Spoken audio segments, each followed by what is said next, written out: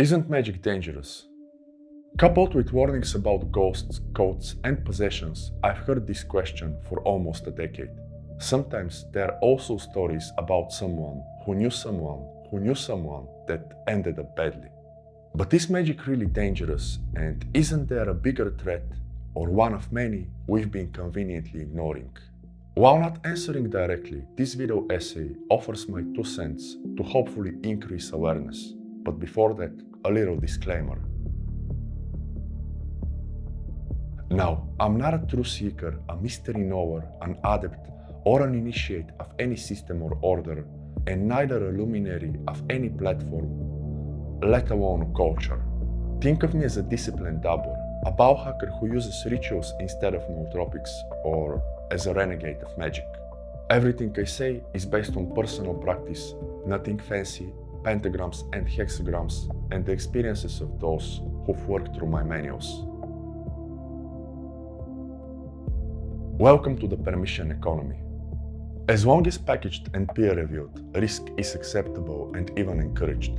Whatever is scientifically backed is optimal and health-promoting, like modafinil in the early 2010s, or cigarettes and amphetamines as essential boosters for athletes and housewives in the 60s and 70s, or lobotomy a bit earlier. No, it's not that science is useless or wrong. Conversely, what is labeled as safe and optimal is usually sold and scaled before it's fully understood. And with enough funding, it quickly becomes scientifically backed. Like Ansel Keys' theories, thanks to the Sugar Research Foundation. Meanwhile, insulin was discovered in the 1920s, but it remained largely ignored until the early 2000s, if not the early 2010s. Today, shows like Grace and Frankie, which I mostly enjoy, subtly normalize taking heavy substances and pharmacology like peyote, SSRIs, and booze. But wait, it gets more respectable. Whether through nootropics or stimulants, hustle culture often drifts from nutrition into pharmacological optimization. Somewhat regularly, there's a new drug in town, or more so Silicon Valley. Adderall, acetams, phenibut, modafinil, peptides, propranolol, etc. So much so that actual narcoleptics on Reddit curse hustle and tech bros for their medications increasingly rising costs. Now, let's get spiritual. The common deep seeker jumps from Eckhart Tolle to ketamine and MDMA somewhat quickly.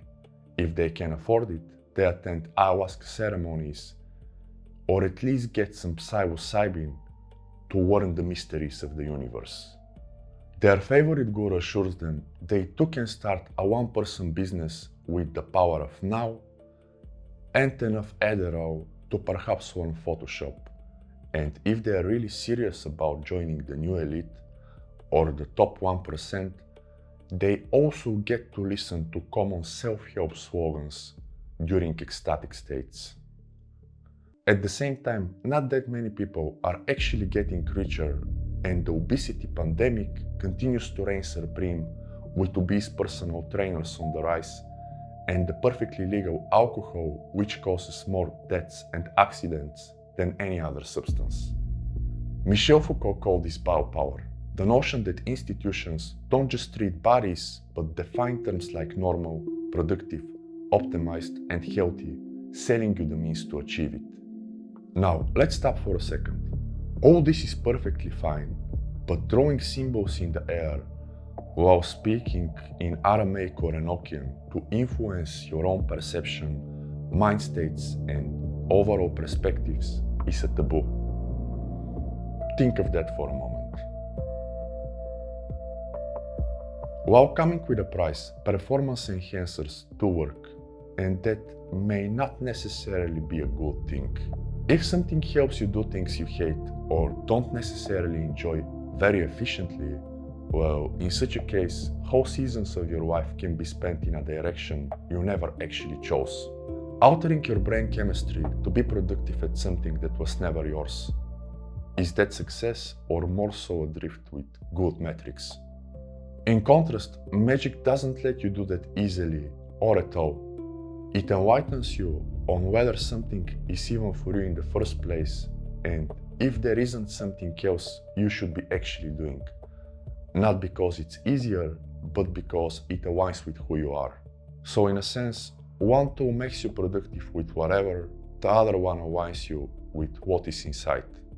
However, neither magic nor substances can do the work for you, and neither can override algorithmic or geopolitical circumstances. If the system is stacked against you, no ritual or pill changes that ceiling. Nevertheless, by rending the veil, magic brings clarity on how deliberately you move within it, while substances might just keep you overexerting yourself mindlessly and reinforce delusions that likely serve someone else's agenda.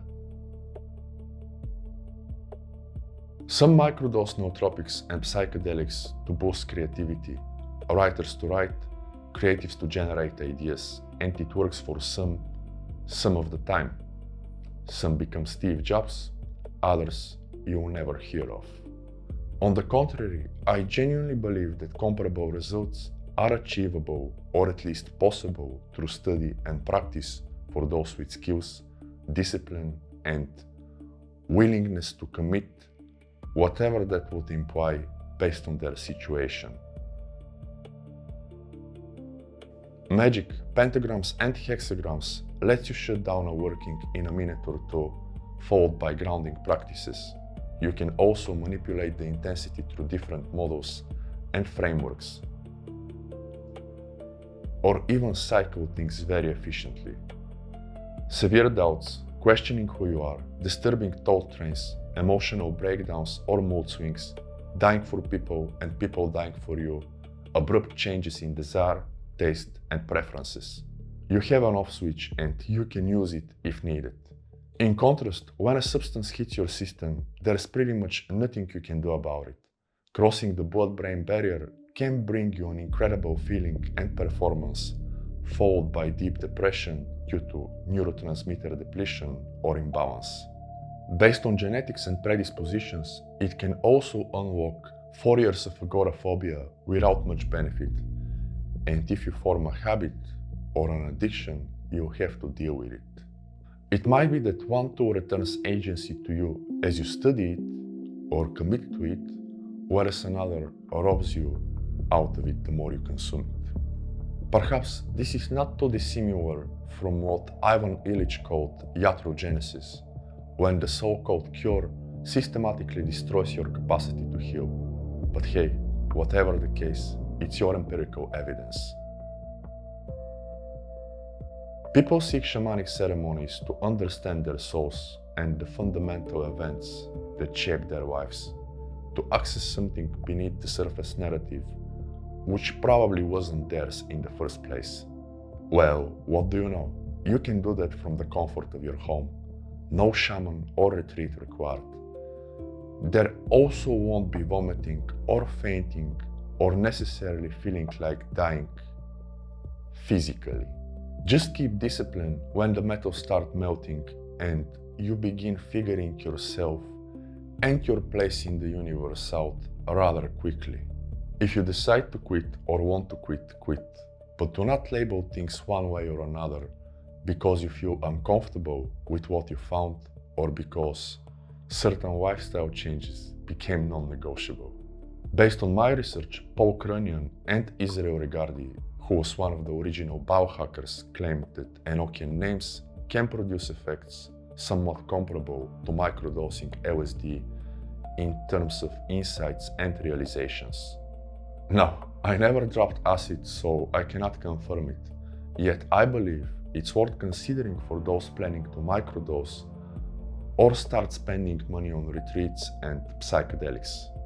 Magic doesn't require a prescription or a middleman. The real investment is the commitment to study and practice and training yourself to tolerate states so you can eventually start availing of them and not simply be entertained. In such a way, there's really no free lunch with either magic or PEDs. Magic can have risks and requires reality feedback, which only comes from building something real, a career, a body of work, an incredible skill set, creative output, health and physique if you will, etc. Without that, it's mostly escaping into abstractions and entertainment. You and your work are the scientific evidence. And many companies and lobbies don't like that. Besides some common disturbances I covered in another video essay, Magick is a catalyst for whatever is already there.